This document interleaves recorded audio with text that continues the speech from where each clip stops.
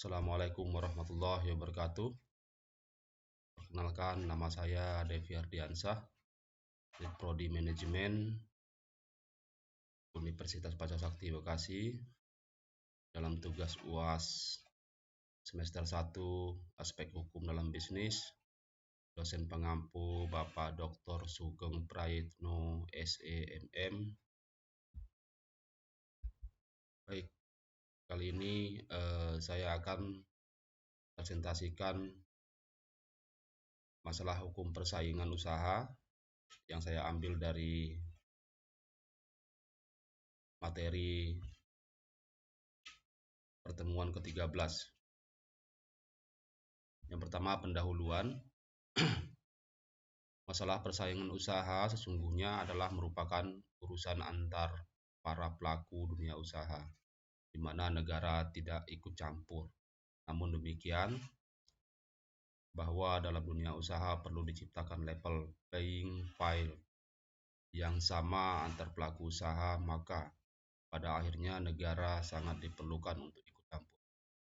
Keterlibatan negara di bidang hukum termasuk masalah yang bersifat perdata dilakukan sepanjang ada pihak yang lemah yang perlu dilindungi agar terhindar dari tindakan eksploitasi oleh pihak yang terkuat.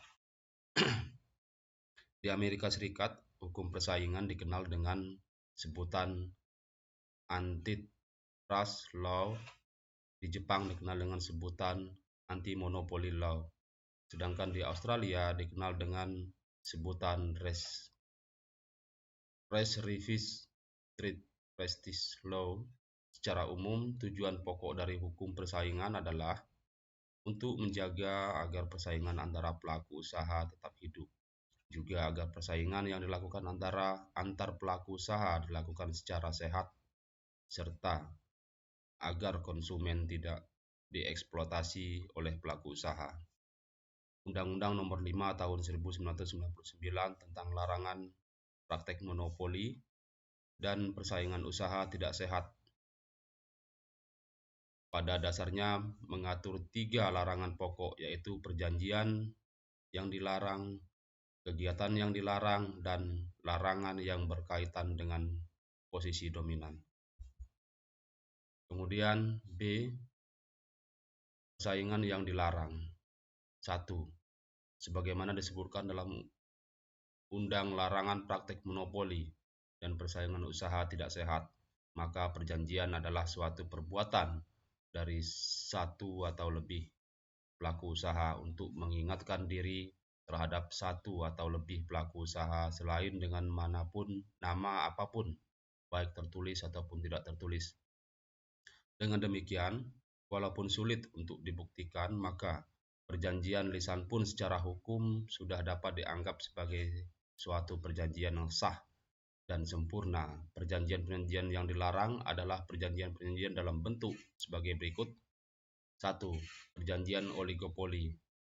Dalam pasal 4 ayat 1 dan 2, perjanjian yang bersifat oligopoli, share monopoli adalah perjanjian yang dilarang, di mana disebutkan bahwa pelaku usaha dilarang melakukan perjanjian dengan pelaku usaha, dilarang melakukan perjanjian dengan pelaku usaha lain untuk secara bersama-sama melakukan penguasaan produksi dan atau pemerasan barang dan atau jasa yang dapat mengakibatkan terjadinya praktek monopoli dan atau persaingan usaha tidak sehat. Disebutkan juga bahwa pelaku usaha patut diduga atau dianggap secara bersama-sama melakukan penguasaan produksi dan atau pemerasan barang dan atau jasa apabila dua atau tiga pelaku usaha atau kelompok pelaku usaha atau kelompok pelaku usaha menguasai lebih dari 75% pengusahaan pasar satu jenis barang atau jasa tertentu. Kemudian yang kedua, perjanjian penetapan harga yang diatur dalam pasal 5, 6, 7, dan 8. Perjanjian untuk penetapan harga juga merupakan salah satu bentuk perjanjian yang dilarang oleh undang-undang tentang larangan praktek monopoli dan persaingan usaha tidak sehat. Perjanjian penetapan harga yang dilarang adalah sebagai berikut. A. Penetapan harga antar pelaku usaha yang diatur dalam pasal 5. Penetapan harga antar pelaku usaha dilarang sebab menetapkan harga secara bersama-sama di kalangan pelaku usaha. Ini akan menyebabkan tidak berlakunya hukum pasar tentang harga yang terbentuk akibat adanya penawaran dan permintaan. Perkecualian diberikan dalam suatu usaha patungan atau didasarkan pada undang-undang yang berlaku. B. Penetapan harga yang berbeda terhadap barang dan jasa atau jasa yang sama yang diatur dalam pasal 6. Ketentuan undang-undang melarang perjanjian antara pelaku usaha yang menetapkan harga yang berbeda-beda kepada pembeli untuk barang atau jasa yang sama. Diskriminasi harga. Dalam hal ini, tidak semua pemberian harga yang berbeda tersebut dilarang oleh hukum anti monopoli. Secara teknis, diskriminasi harga baru layak untuk dilarang apabila perbedaan harga terdapat konsumen yang satu dengan konsumen lainnya pada prinsipnya tidak merupakan refleksi dari perbedaan marginal cost yang dikeluarkan oleh pihak penjual. Kemudian yang C, penetapan harga di bawah harga pasar dengan pelaku usaha lain yang diatur dalam pasal 7. Larangan tersebut berlaku apabila penetapan harga di bawah harga pasar dapat mengakibatkan terjadinya persaingan usaha tidak sehat. Larangan perjanjian yang dikenal dengan istilah anti-dumping tersebut dimaksudkan agar persaingan tidak dirugikan karena barang atau jasa tidak laku. Selanjutnya, biasanya pada saat yang tepat yaitu setelah pihak pesaing satu demi satu berguguran karena barangnya tidak laku, maka pihak yang membuat perjanjian tadi kembali menaikkan harga dengan sangat tinggi karena merasa tidak ada lagi persaingan. Kemudian yang C, penetapan harga jual kembali atau diatur dalam pasal 8. Seorang pelaku usaha dilarang untuk membuat perjanjian dengan pelaku usaha lainnya yang menyatakan bahwa pihak pembeli barang, jasa, atau jasa tersebut di bawah harga yang telah ditetapkan bersama. Dalam hal ini, selayaknya pihak pembeli bebas untuk menetapkan harga dari barang atau jasa yang sudah dibeli sesuai dengan permintaan dan penawaran yang berlaku di pasar.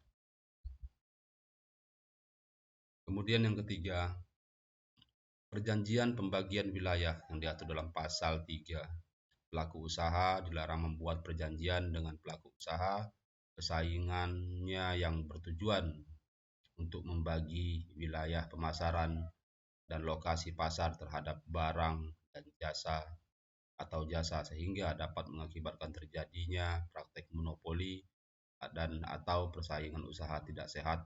Yang dimaksud dengan pembagian wilayah pemasaran atau lokasi pasar di sini adalah A. Pembagian wilayah untuk memperoleh atau masukkan barang dan atau jasa atau yang B, menetapkan dari siapa saja yang memperoleh atau memasok barang atau jasa. Tujuan dilarangnya perjanjian yang membagi wilayah pemasaran atau lokasi pasar adalah karena perjanjian yang demikian dapat meniadakan atau membatasi persaingan usaha sehingga pihak konsumen manapun pihak pesaing usaha akan sangat dirugikan. Selanjutnya, nomor 4, perjanjian pembaikotan yang diatur dalam pasal 10. Ada dua macam perjanjian yang dilarang oleh Undang-Undang Anti Monopoli sehubungan dengan perjanjian pembaikotan, yaitu yang A, perjanjian yang dapat menghalangi pelaku usaha lain atau pihak ketiga untuk melakukan usaha yang sama. B, perjanjian untuk menolak menjual setiap barang atau jasa dari pelaku usaha lain atau pihak ketiga jika 1. Merugikan atau dapat merugikan pelaku usaha lain tersebut, atau 2. Membatasi pelaku usaha lain dalam menjual atau membeli setiap barang atau jasa dari pasar yang bersangkutan. Kemudian yang kelima, perjanjian kartel pasal 11. Sesuai dengan ketentuan Undang-Undang Anti Monopoli, maka pelaku usaha dilarang membuat perjanjian dengan pelaku usaha pesaing yang bermaksud untuk mempengaruhi harga dengan mengatur produksi atau pemasaran suatu barang dan jasa yang dapat mengakibatkan terjadinya praktek monopoli dan atau persaing usaha yang tidak sehat. Perjanjian sebagaimana tersebut bisa juga disebut sebagai perjanjian kartel yang dilarang oleh Undang-Undang Anti Monopoli. Perjanjian kartel tersebut bertujuan untuk mengekang atau pesaing sehingga hal ini dapat menguntungkan para anggota kartel yang bersangkutan. Selain itu, perjanjian kartel juga dapat mengontrol dan mengekang masuknya pesaing baru dalam bisnis yang bersangkutan. Yang keenam, perjanjian pasal 12. Pelaku usaha dilarang membuat perjanjian dengan pelaku usaha lain untuk melakukan kerjasama dengan membentuk gabungan perusahaan dan perseroan yang lebih besar dengan tetap menjaga dan mempertahankan kelangsungan hidup masing-masing perusahaan atau perseroan anggotanya yang bertujuan untuk mengontrol produksi dan pemasaran atas barang dan jasa sehingga dapat mengakibatkan terjadinya praktek monopoli atau pesaing usaha tidak sehat. Pengertian trust dalam Undang-Undang Anti Monopoli adalah suatu kerjasama yang membentuk gabungan perusahaan atau perusahaan yang lebih besar dengan tetap menjaga mempertahankan kelangsungan hidup masing-masing perusahaan atau perseroan anggotanya yang bertujuan untuk mengontrol produksi atau pemasaran atas peran atau jasa sehingga dapat mengakibatkan terjadinya praktek monopoli dan atau pesaing tidak sehat. Yang ketujuh, perjanjian oligopsoni pasal 13. Pelaku usaha dilarang membentuk perjanjian dengan pelaku usaha lain yang bertujuan untuk secara bersama-sama menguasai pembelian atau penerimaan pasokan agar dapat mengendalikan harga atas barang dan jasa dalam pasar bersangkutan yang dapat mengakibatkan terjadinya praktek monopoli atau pesaing usaha tidak sehat. Pelaku usaha patut diduga atau secara bersama-sama menguasai pembelian atau penerimaan pasokan apabila 2 atau 3 pelaku usaha untuk kelompok pelaku usaha menguasai lebih dari 75% pasar satu jenis barang atau jasa tertentu. Dalam Undang-Undang Anti Monopoli dikenal suatu cara pembuktian berupa presumpsi monopsoni, yaitu apabila seseorang dianggap telah membuat perjanjian yang bersifat monopsoni jika dengan perjanjian tersebut pelaku usaha tersebut tidak menguasai lebih dari 75% pasar dan dari satu produk tertentu. Dalam hal ini, pelaku usaha dapat membuktikan sebaliknya, yaitu membuktikan bahwa penguasaan pasar lebih dari 75% tersebut bukan akibat dari tindakan monopsoni. Yang kedelapan, perjanjian integrasi vertikal pasal 14. Integrasi vertikal adalah satu penguasaan serangkaian proses produksi atas barang tertentu, mulai dari hulu sampai hilir atau proses yang berlanjut atas suatu layanan jasa tertentu oleh pelaku usaha tertentu. Praktek integrasi vertikal atau penguasaan pasar dari hulu ke hilir ini meskipun mungkin bisa menghasilkan produk dengan harga murah, tapi hal tersebut dapat menimbulkan pesaing usaha yang tidak baik yang dapat merusak sistem perekonomian masyarakat. Kemudian yang 9, perjanjian tertutup pasal 15. Pelaku usaha pada dasarnya bebas untuk melakukan sendiri pihak penjual atau pembeli suatu produk pasar sesuai dengan berlakunya hukum pasar. Namun demikian, pelaku usaha dilarang membuat perjanjian dengan pelaku usaha lain yang memuat persyaratan yang mengabaikan unsur perjanjian tertutup, yaitu A. Penerimaan produk hanya dapat memasok kembali produk tersebut kepada pihak tertentu saja. B. Penerimaan produk tidak akan memasok kembali produk tersebut pada pihak tertentu. C. Penerima produk hanya akan memasok kembali produk tersebut pada tempat tertentu saja. D.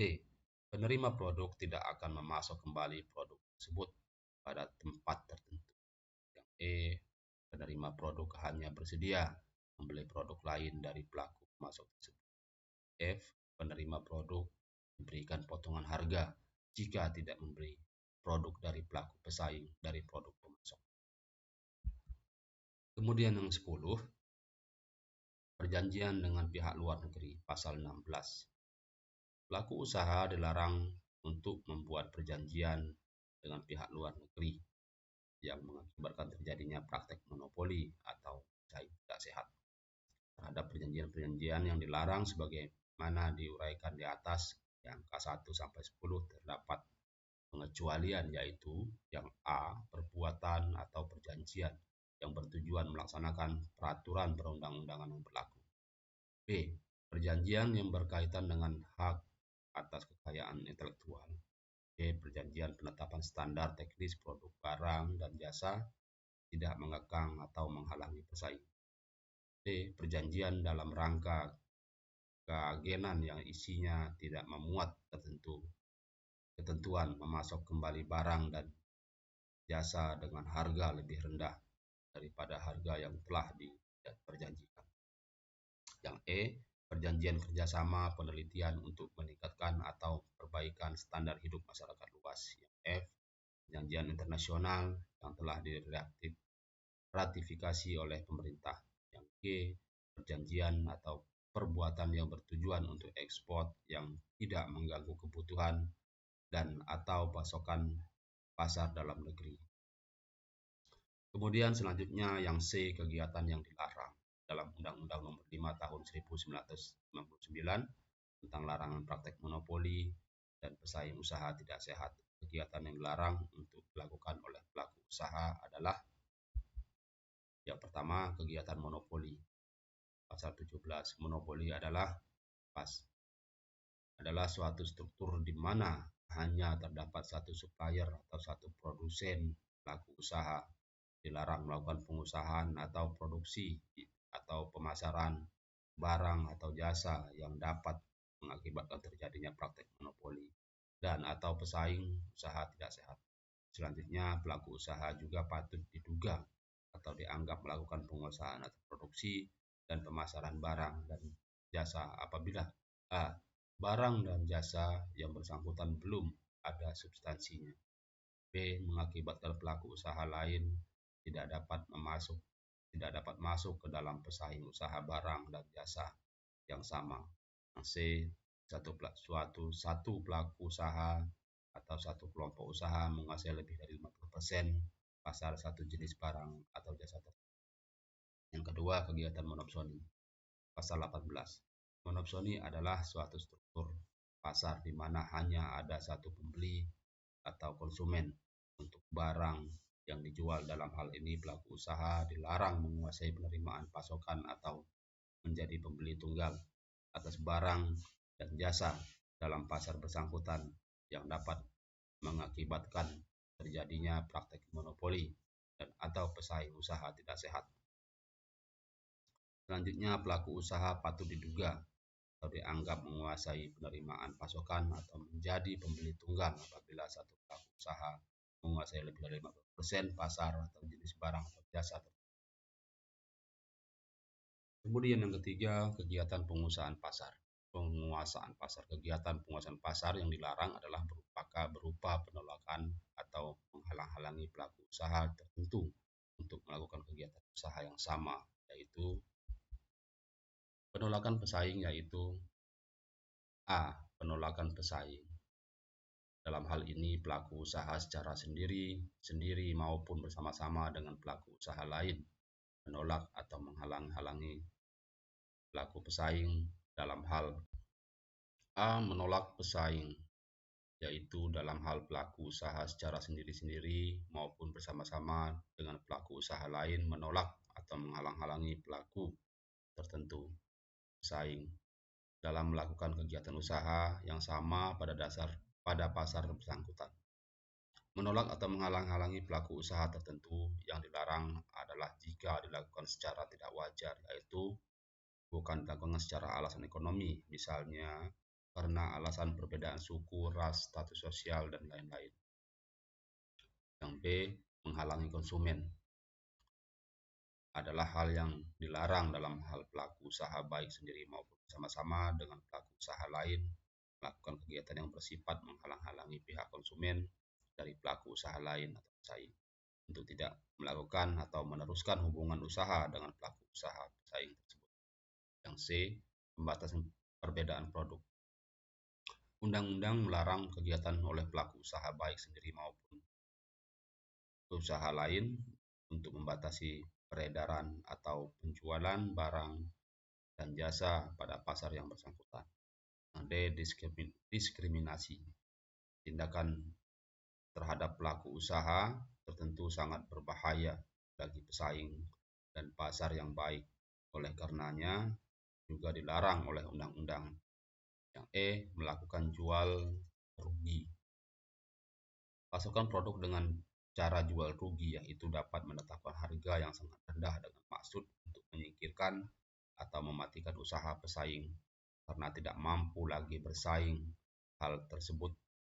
Hal seperti ini adalah juga kegiatan yang dilarang yang merupakan praktek monopoli atau pesaing usaha. Yang F, penetapan biaya secara curang. Pelaku usaha dilarang melakukan kecurangan dalam menetapkan biaya produksi dan biaya lainnya yang merupakan komponen harga produk. Kemudian yang keempat, kegiatan persekongkolan adalah suatu konspirasi usaha, yaitu suatu bentuk kerjasama dagang di antara pelaku usaha dengan maksud untuk menguasai pasar yang bersangkutan bagi kepentingan pelaku usaha yang bersekongkol tersebut. Jenis-jenis persekongkolan yang dilarang oleh undang-undang yang dianggap mengakibatkan persaingan usaha tidak sehat adalah sebagai berikut. Persekongkolan untuk mengatur pemenang tender. Undang-undang melarang setiap persekongkolan oleh pelaku usaha dengan pihak lain dengan tujuan untuk mengatur atau menentukan pemenang suatu tender. B, persekongkolan untuk memperoleh rahasia perusahaan. Undang-undang juga melarang tindakan persekongkolan antara seorang pelaku usaha dengan pihak lain mendapatkan informasi tentang kegiatan usaha pesaing yang diklarifikasi sebagai rahasia perusahaan. Yang C, persekongkolan untuk menghambat pasokan produk. Setiap persekongkolan oleh pelaku usaha dengan pihak lain yang dibuat dengan tujuan untuk menghambat produksi dan atau pemasaran suatu produk dari produk usaha pesaingnya dengan harapan agar produk yang dipasok atau ditawarkan tersebut menjadi kurang baik dari segi kualitasnya, dari segi jumlahnya maupun dari segi ketepatan waktu yang dipersyaratkan adalah dilarang oleh undang-undang. Kemudian yang D, penyalahgunaan posisi dominan. Selanjutnya, larangan yang diatur dalam Undang-Undang Nomor 5 Tahun 1999 adalah larangan yang berkaitan dengan posisi dominan. Pengertian posisi dominan ini adalah sebagai berikut. 1. Keadaan di mana pelaku usaha tidak mempunyai pesaing yang berarti. 2. Pelaku usaha mempunyai posisi lebih tinggi dibanding dengan pesaing dalam hal kemampuan keuangan, kemampuan akses dan pasokan atau penjualan, serta kemampuan untuk menyesuaikan diri dengan pasokan atau pemerintah barang atau jasa tertentu. Apabila pelaku usaha memiliki posisi dominan, maka pelaku usaha tersebut dilarang untuk sebagai berikut. 1. Menetapkan syarat-syarat perdagangan yang bertujuan untuk mencegah atau menghalangi konsumen oleh barang atau jasa yang bersaing. Yang kedua, membatasi pasar dan pengembangan teknologi. Yang ketiga, menghambat pelaku usaha lain yang berpotensi menjadi pesaing. Kemudian posisi dominan dapat juga terjadi dalam hal seseorang merangkap jabatan sebagai direktur atau komisaris dalam waktu yang bersamaan dan perusahaan yang mempunyai kegiatan yang sama. Oleh karenanya, rangkapan jabatan yang dapat mengakibatkan terjadinya praktek monopoli dan atau pesaing usaha tidak sehat adalah dilarang. Larangan yang dimaksud adalah dalam hal perangkapan jabatan tersebut dalam hal berada dalam hal pasar yang sama atau perusahaan-perusahaan tersebut memiliki keterkaitan yang erat dalam bidang atau jenis usaha atau perusahaan tersebut secara bersama-sama dapat menguasai pasar barang atau jasa tertentu. Selanjutnya adalah juga dilarang dalam hal posisi dominan yang terjadi sebagai akibat dari kepemilikan saham secara mayoritas oleh pelaku usaha pada perusahaan yang melakukan kegiatan yang sama atau pendirian beberapa perusahaan atau pelaku usaha yang bergerak di bidang yang sama. Larangan ini akan berlaku apabila kepemilikan dalam pemilikan saham dimaksud berakibat pada dikuasainya 50% pasar oleh pelaku usaha atau apabila dilakukan lebih dari dua pelaku usaha mereka menguasai lebih dari 75% pangsa pasar. Dalam hal pelaku usaha memperoleh posisi dominan sebagai akibat hasil dari tindakan penggabungan, pelebaran, pengambil alihan dari badan usaha yang mengakibatkan terjadi praktek monopoli dan pesaing tidak sehat, maka tindakan tersebut dilarang oleh undang-undang yang ketentuannya yang lebih rinci akan diatur dalam peraturan pemerintah atau PP yang hingga saat ini belum ada. Kemudian yang penegak hukum. Sanksi yang dapat dijatuhkan kepada pelaku usaha yang melanggar ketentuan dapat berupa sanksi administratif dan atau sanksi pidana dalam Undang-Undang Larangan Praktek Monopoli dalam Pesaing Usaha Nomor 5 Tahun 1999 dibentuk suatu komisi yang bernama Komisi Pengawas Pesaing Usaha Tidak Sehat atau KPPU yang sangat diharapkan agar dapat menegakkan hukum secara lebih baik. Kewenangan dari komisi ini sebatas memberikan sanksi-sanksi administratif atau tindakan administratif yang dapat dilakukan oleh KPPU terhadap pelaku usaha yang dinyatakan bersalah berupa 1. Penetapan pembatalan perjanjian. 2. Perintah kepada pelaku usaha menghentikan integrasi vertikal yaitu antara lain dilakukan dengan pembatalan perjanjian menghalangi sebagai perusahaan kepada pelaku usaha lain atau perubahan bentuk rangkaian produksi. Yang ketiga, perintah kepada pelaku usaha untuk menghentikan kegiatan yang terbukti menimbulkan praktek monopoli dan atau menyebabkan persaingan usaha tidak sehat yang merugikan masyarakat. Yang keempat, perintah pelaku usaha untuk menghentikan penyalahgunaan posisi dominan. Yang kelima, penetapan pembatalan untuk penggabungan atau peleburan badan usaha untuk pengambil alihan saham.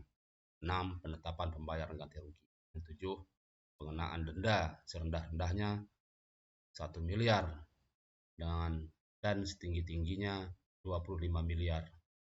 Undang-undang anti monopoli selain mengatur sanksi administratif juga mengatur sanksi pidana.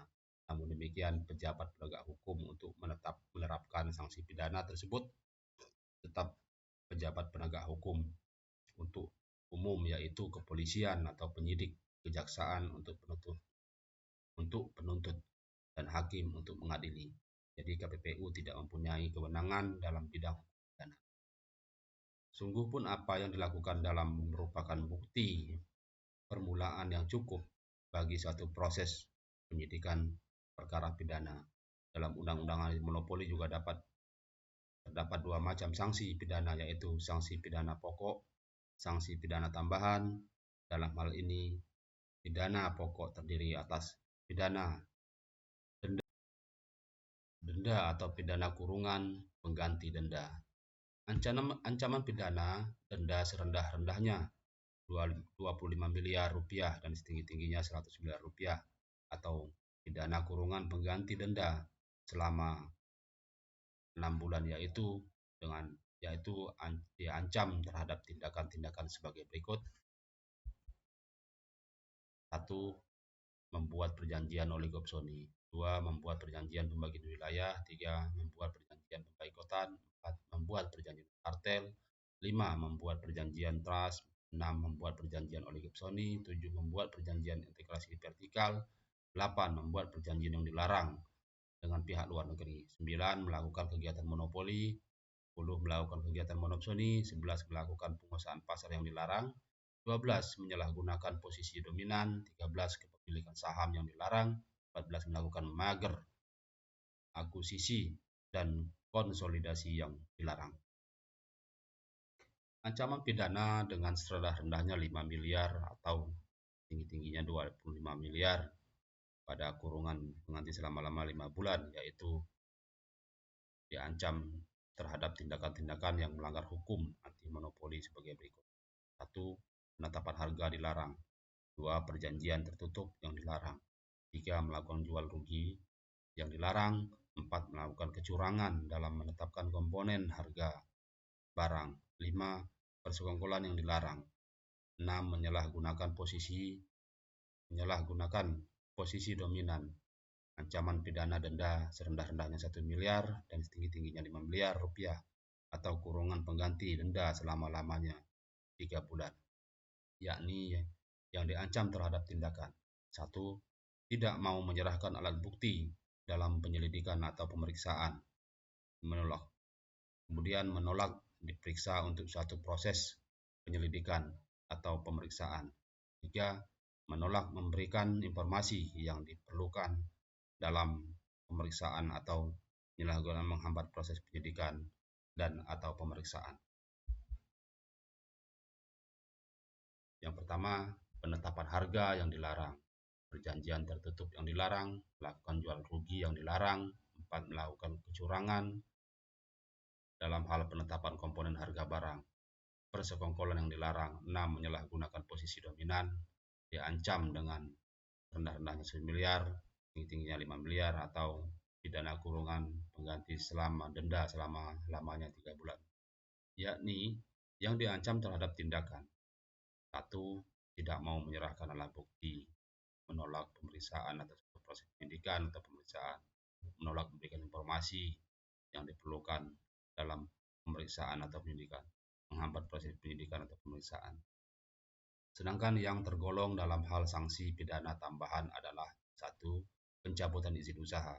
2. Dilarangnya pelaku usaha yang telah terbukti melakukan pelanggaran terhadap Undang-Undang Anti Monopoli untuk menduduki jabatan direksi atau komisaris sekurang-kurangnya 2 tahun dan selama-lamanya 5 tahun. Ketiga, tindakan penghentian terhadap kegiatan-kegiatan atau tindakan tertentu yang menyebabkan timbulnya kerugian pada pihak lain.